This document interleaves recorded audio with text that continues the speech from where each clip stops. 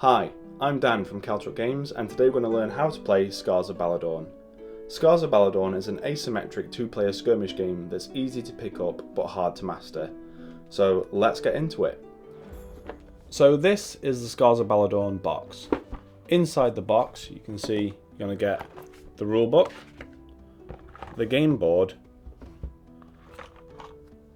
we have your unit information tiles, as well as 5 different captain cards, 32 utility cards,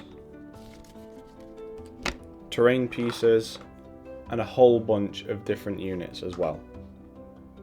When starting your first game of Scars of Baladorne, we recommend that you go through the rulebook, but I wouldn't usually use a rulebook, so that's why you're here at the video.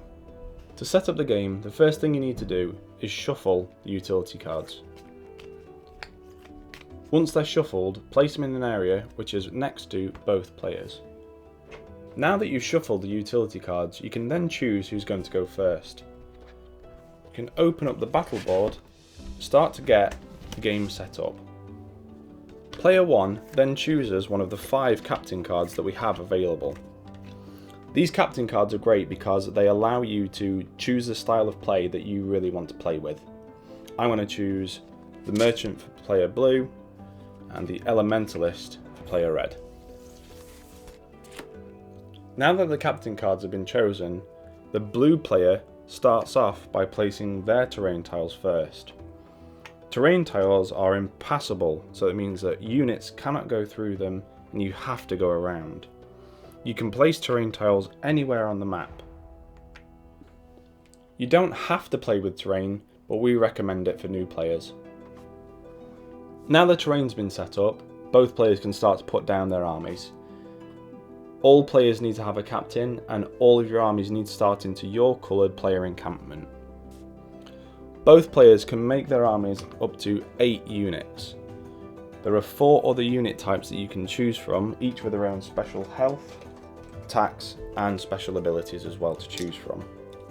We recommend that players place their units down one after each other, so that way you can keep in the element of surprise when putting down your army formation. So this is just a random setup that I've put up here, but for new players we recommend 2 axemen, 2 spearmen, 2 cavalry, 1 archer, and your captain, which makes a total army of 8. Each of the units has its health along the side of the actual standee itself. So at the start of the game, just to make things easy, we recommend putting the health slider right onto the golden number there to make things easy, and that way you know that all of your units are set on their base health. Now the game's set up and ready to play. Each player can take their turn, and you can command up to 4 units per turn. Each commanded unit may do any one primary action followed by a secondary action. A primary action could be move or do nothing.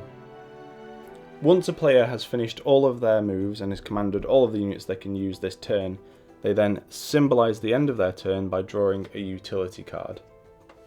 Players can have up to 5 utility cards in their hand at any time, and on your turn, and only on your turn, you can play down as many utility cards as you want.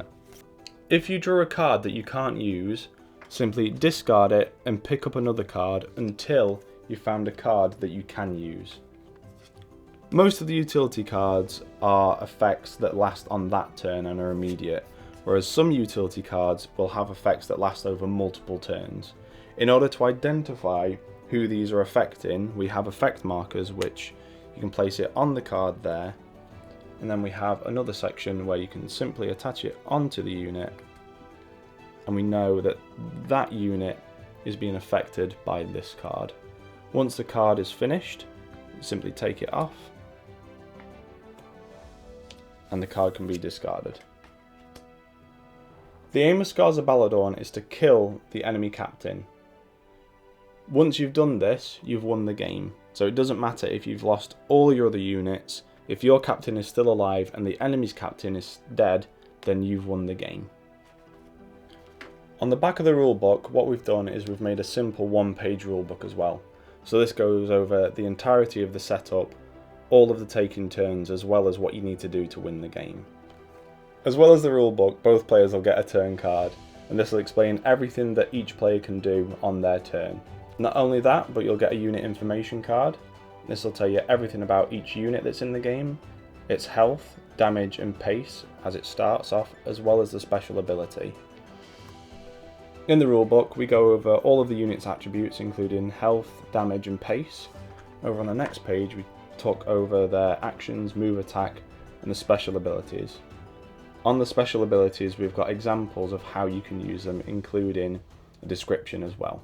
Over the years of development, we've found that there's been lots of rules that we need clarifying.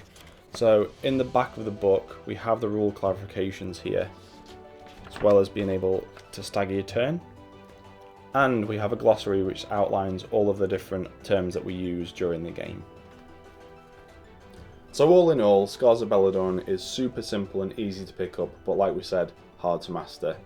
Anyway, we hope you found this useful, so see you in the game.